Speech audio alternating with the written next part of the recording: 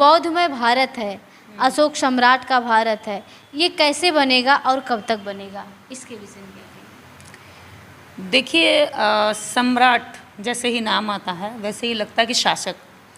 जब तक कोई बौद्धिस्ट शासक इस देश की कुर्सी पर नहीं बैठेगा तब तक मुझे नहीं लगता कि इस देश में बौद्ध और बुद्ध धर्म सुरक्षित रह सकता है। किस पार्टी से उम्मीद है कि शासक कौन बनेगा, क्या लगता है आपको?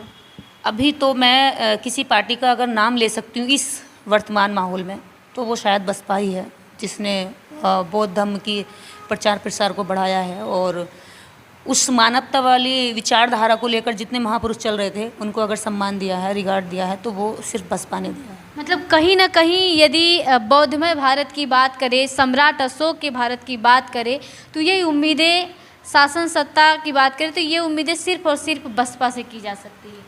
इस वक्त तो बसपा से की जा सकती हैं और भविष्य में देखते हैं क्या होता है। कहीं ना कहीं भाजपा के विषय में क्या कहेंगी? अशोक सम्राट का वो चित्र लगवाएं और उसका उन्होंने, अरे एक सेकेंड, क्या अरे लगवा के क्या किया था, उद्घाटन किया था क्या, किस तरीके से करवाया था वो पंडों के वो उसका हाँ, मंत्रोच्चारण करके कहीं ना कहीं जो अशोक सम्राट का चित्र लगवाया गया, प्रतिमा लगवाई गई, इस पे क्या कहेंगी?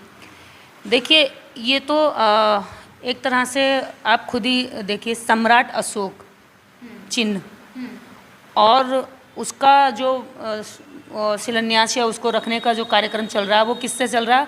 उस अपोजिट विचारधारा के लोगों से, जिसके खिलाफ या जिसकी वजह से बौद्ध धर्म का उदय हुआ।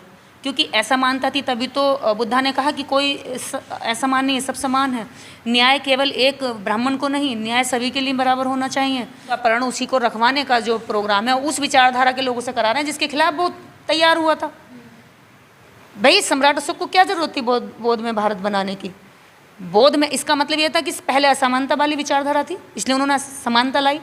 जब असमानता या अन्याय नहीं होता तो वो क्यों बौद्ध धर्म को लाते? अब उन्हीं लोगों से आप करा रहे हैं। तो ये तो पहली बात तो सत्ता शासन का कोई राजनीतिक विचार नहीं होता, वो कोई धार्मिक विचार नहीं होता, उसका कोई धर्म नहीं होता, उसका कोई पंथ नहीं होता। वो जनता के लिए बनाई जाती है, जनता द्वारा बनाई जाती है। तो वह सिर्फ जनता के लिए जो अच्छा है, उचित है, वो करेगी। लेकिन आज वर्तमान सरकार सबसे ज़्यादा गंदे और घटिया काम कर सकती है, तो इससे ज़्यादा किसी ने नहीं किया है। वो पूरी तरीके से एक धर्म विशेष को बढ़ावा दे रही है, वो पूरी तरीके से एक धर्म विशेष के लोगों को, और वो भी ऐसा धर्म जो ऐसा मानता लाता है। हम चलिए इस धर्म को भी अस्वीकार, हम इस धर्म को भी स्वीकार कर लेते हैं। हम मानते हैं कि चलिए बौद्ध धर्म का उदय हुआ और सम्राट अशोक ने बौद्ध धर्म का प्रचार प्रसार किया, अपनी बेटी और अपने बेटे को भी श्रीलंका भेजा प्रचार के लिए। हम इस धर्म को भी स्वीकार कर लेते हैं, लेकिन इस धर्म को स्वीकार करें कैसे जिस धर्म ने 5000 वर्ष तक लाखों लोगों को, करोड़ों लोगों को अछूत बना के रखा, उनके मानवीय मूल्य भी नहीं दिए, उन्हें जीने का हक तक छीन लिया। वो अगर अपराध करें तो उनको मृत्यु का दंड था, और ब्राह्मण अगर अपराध करे तो सिर्फ क्या था कि वो सिर मुंडवा ले, या उसके लिए कोई अपराध की सजा ही नहीं थी। तो ऐसे असमानता और अन्यायपूर्ण धर्म को हम कैसे स्वीकार करें? हम कहते हैं बीजेपी को भी हम स्वीकार करने तैयार हैं, लेकिन बीजेपी जो देश के समस्त नागरिक लाइन में खड़े आखिरी आदमी है, क्या उसके लिए काम करती है? क्या जिनको वो हिंदू कहती है, उन हिंदुओं में क्षत्रिय, ब्राह्मण, वैश्य, शूद्र, अतिशूद्र, आदिवासी, ये सब आते हैं, क्या सबके लिए समान काम करती है? नहीं करती ना। तो फिर हम कैसे मान लें? जब तुम्हारा वर्ण ही 4 और सबसे नीचे, हम सबसे मंजिल की सबसे तहखाने में हम रहते हों, तो हम इस वाली रोशनी के लिए तारीफ कैसे करें भाई, जिसको हमने कभी चखा नहीं, जिसको हमने कभी देखा नहीं। आप हमें हिंदू धर्म में रख लीजिए, या तो सबको शूद्र कर दीजिए, या सबको अछूत बना दीजिए, या सबको ब्राह्मण बना दीजिए। कहीं ना कहीं समानता होनी चाहिए भाई। एक इंसान दूसरे इंसान पर राज कैसे कर सकता है? वो भी आज की 21वीं सदी में। आप कह रहे हैं कि हम हिंदू राष्ट्र घोषित करेंगे। हिंदू है कौन? कोई ब्राह्मण है, कोई ठाकुर है, कोई क्षत्रिय है, कोई वैश्य है, कोई शूद्र है, कोई अतिशूद्र है, कोई चमार है, कुम्हार है, लोधी है, अलग अलग है सब। कोई गुज्जर है, कोई क्या कहते हैं, जाट है। तो फिर हिंदू कौन है? किसको हिंदू बनाना चाहते हैं आप? किसके लिए हिंदू राष्ट्र का गीत और आप गा रहे हैं? हमें तो समझ में नहीं आ रहा कि हिंदू बनेगा कौन भैया। जब आप जिस हिंदुत्व की बात करें, उस हिंदुत्व के हिसाब से तो सब है ही ना। एक प्याज के छिलके की तरह जब खोलते जाओ परतें निकलते जाएंगे, अंदर देखा तो कुछ नहीं। भाई कैसा हिंदू धर्म बनाना चाहते हैं जिसकी जड़ ही नहीं है, जिसका कोई बीज ही नहीं है, जिसका कोई अस्तित्व ही नहीं है। मान लीजिए कोई प्याज ले ली, छिलका निकाला, फिर निकाला, आखिर में जाके देखेंगे कुछ नहीं हाथ लगेगा। ऐसे ही ये धर्म है। इस धर्म को जितना जानेंगे पढ़ेंगे पता चलेगा ये धर्म ही नहीं है। तो ये तो धोखा है, ये धर्म नहीं है, ये धोखा है। और सरकार धर्म के नाम पर धोखा देना चाहती है जनता को, जो कि बहुत गलत है, निंदनीय है। और सरकार को ये भी सोच लेना चाहिए, सत्ता में बैठे लोगों को, कि वह हमेशा नहीं रहेंगे। कोई भी धर्म भी हमेशा नहीं रहेगा, कोई विचार हमेशा नहीं रहा है। कोई सत्ता का शासक अगर ये समझने लगे कि मैं हमेशा रहूँगा, आप मरिए 4 दिन आपकी डेड बॉडी नहीं रखी जाएगी, बदबू आने लगेगी, आपको फूंक कराएंगे सबसे पहले। आप कितने ही बड़े पद पर क्यों नहीं है, 4 दिन से ज़्यादा नहीं रख पाएंगे, 8 दिन रख लेंगे ज़्यादा से ज़्यादा। फिर क्या होगा, आपके नाम से लोग जूते मारेंगे कि आपने इतना घटिया और गंदा शासन किया, कि आपने असमानता और अन्याय को 21वीं सदी में भी स्थापित करने का पूरा जोर लगाया। अभी ये चीज़ें बड़ी ट्रेंडिंग में चल रही है, द्रौपदी मुर्मू की, इनको राष्ट्रपति बनाया गया है, इनसे क्या लगता है, कितनी उम्मीदें हैं? देखिए, राम राज्य चला गया, अब द्रौपदी राज आ गया, बस इतना ही कहेंगे। और दोनों में क्या समानता थी ये तो हम और आप सब जानते हैं। कितना न्याय मिला था, कितना औरतों को न्याय मिला था, और कितना आदिवासियों को न्याय मिला, कितना एससी रामनाथ कोविंद जी महामहिम रहे, उनके रहते कितना एससीओ को न्याय मिला, कितना एससी के हितकारी संस्थाएं और योजनाएं बनी और उन तक लाभ पहुंचा, और कितने लोगों ने तरक्की की। अगर इसका डाटा उनके रहते अगर कोई कलेक्ट करके दे दे तो हम भी मान लें कि भी आदिवासी के होने के बाद जो है आदिवासियों का हक और अधिकार मिल जाएगा।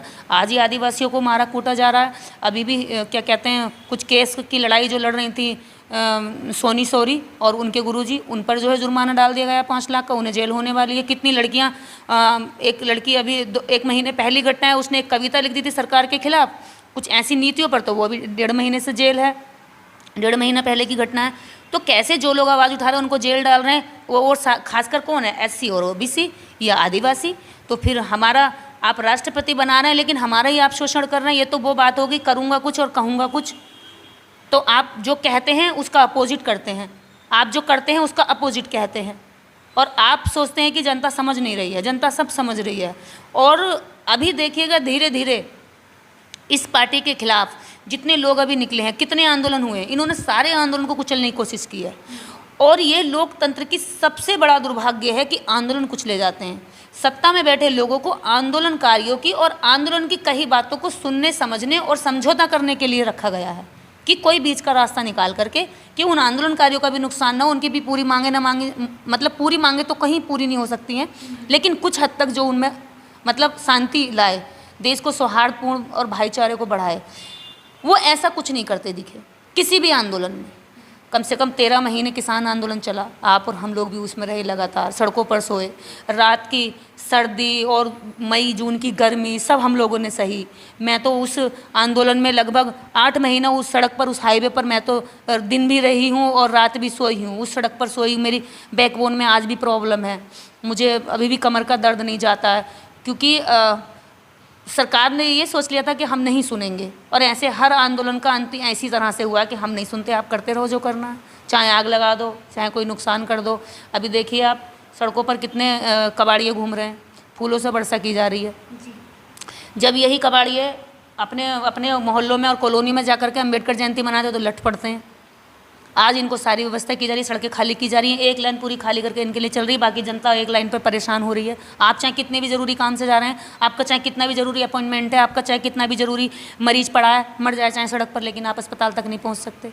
कई महिलाओं के बच्चे सड़कों पर हो गए होंगे इस तरह के हालात में। कल की ही घटना, मुझे लगभग 5 मिनट का रास्ता था, उस 5 मिनट के रास्ते में मैं लगभग 2 घंटा 37 मिनट में पहुँची हूँ। तो ये है वो पेट्रोलियम। मेरे जैसी कितनी गाड़ियाँ थी, पेट्रोलियम लॉस हुआ, लोगों का टाइम लॉस हुआ, लोगों का ब्रेन लॉस हुआ, लोग फ्रस्ट्रेट हुए। तो क्या हुआ इससे कि लोगों को मेंटली टॉर्चर भी किया जा रहा है, आर्थिक रूप से तो तोड़ा ही जा रहा है। इतनी महंगाई के बाद भी आप सड़कों पर गाड़ियाँ देखिए, कितना पेट्रोलिंग लॉस होता है। क्यों है ये? क्योंकि आपको इस बात से फ़र्क ही नहीं पड़ता, देश कहीं भी जाए, आपको तो सिर्फ इस देश में हिंदुत्व लाना। आप हिंदुत्व ले आइए, लेकिन समानता और न्याय की बात कौन करेगा? हम हिंदुत्व के भी खिलाफ नहीं, हम बीजेपी के भी खिलाफ नहीं, लेकिन उसके जो अंदर की चीज़ें हैं उनका भी तो डिफाइन करिए कि भाई हिंदुत्व का मतलब ये है, उसकी डेफिनेशन भी तो बताइए, ताकि हम उसकी डेफिनेशन को जानकर उससे प्रभावित हो सकें। लेकिन प्रभावित होने वाली कोई बात ही नहीं। आप क्या कहेंगे कि 4 वर्णों में चलने वाला शूद्र को ये होगा, अति शूद्र को ये होगा, महिलाओं को पैर की जूती रखा जाएगा। मेरे जैसी बेबाक महिला जो बोलने वाली, जो आज देश के अंदर लाखों हजारों महिलाएं लड़कियां काम कर रही हैं, पूरे हर क्षेत्र में काम कर रही हैं, क्या वो इस धर्म को स्वीकार करेंगी? अगर उनको कहा जाएगा पैर की जूती हो, तुम्हें ना ज़मीन रखने का हक है, ना तुम्हें ज्ञान अर्जित करने का हक है, ना तुम्हें सड़क पर चलने का हक है, ना तुम्हें दूसरी शादी करने का हक है, ना बच्चा ग्रहण करने का हक है, ना तुम्हें मैटरनिटी लीव मिलेगी, ना सार्वजनिक जगहों पर तुम्हारे लिए शौचालय बनेंगे, ना तुम्हें कोई सुरक्षा मिलेगी, तो क्या ये महिलाएं मान लेंगी इनकी बात? नहीं मानेंगी, विद्रोह हो जाएगा। ये सिर्फ हल्ला मचा रहे हैं और इसके नाम से लोगों को राजनीतिक इनको वोट लेना है। ये कभी हिंदू राष्ट्र नहीं बना पाएंगे। चलिए, तो बहुत सारे विषय पे चर्चा हो गई और आखिरी जो सवाल होगा कि आप जैसी बेबाक महिला और जो लड़कियां काम कर रही हैं, जो सोशल एक्टिविस्ट हैं, उनके लिए क्या संदेश देना चाहेंगे? हाँ, आपने बहुत ही खूबसूरत और मेरा पसंदीदा सवाल किया है आखिर में। इस देश के अंदर यदि सच में संघर्ष कर रही हैं और वास्तव में उन्होंने समस्याएं देखी हैं और जीरो ग्राउंड से उठ कर के काम करती हैं, तो मैं समझती हूँ इस देश की वो खास महिलाएं एससी और ओबीसी और प्लस आदिवासी लड़कियां हैं।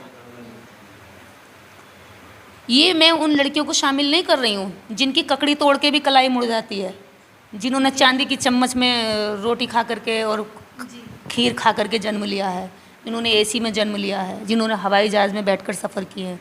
ये मैं उन लड़कियों की बात कर रही हूँ जिन्होंने स्कूल जाने के लिए भी 15-15 किलोमीटर सफ़र तय किया है, जिनको साइकिल मिलने पर भी हेलीकॉप्टर में बैठने जैसा उन्होंने महसूस किया है। मैं उन बच्चियों की बात कर रही हूँ और वही बच्चियाँ आज इस भारत के अंदर सच्चाई को और अम्बेडकरवाद को जिंदा रखे हुए हैं, बिना सुरक्षा, बिना संरक्षण के और बिना उनके पास कोई भी संसाधन ऐसा नहीं जो पर्याप्त है उनके लिए। कम संसाधनों में, सीमित संसाधनों में, यानी कि संसाधन बिना होते हुए भी वह उस आवाज़ को लेकर आ रही हैं। तो ये लड़कियाँ वास्तव में वीरांगना हैं। इन लड़कियों को मेरा यहाँ से सैल्यूट है। ये काम करें और मैं इनकी सराहना जितनी करूँ इतनी कम है। उसमें से एक नाम आपका भी है।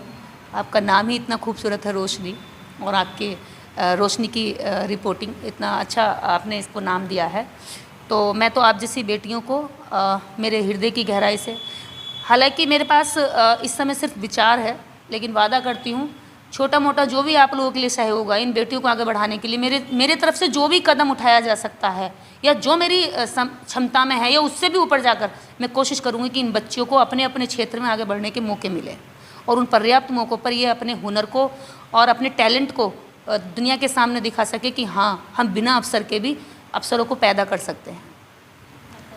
तो बहुत बहुत धन्यवाद। ये रही हमारे साथ दीदी निर्देश सिंह, जो बड़ी बेबाकी से अपनी आवाज़ रखती हैं, इसलिए जानी जाती हैं, और इन्होंने कई सारे विषय पे हमसे चर्चा की और बातचीत की।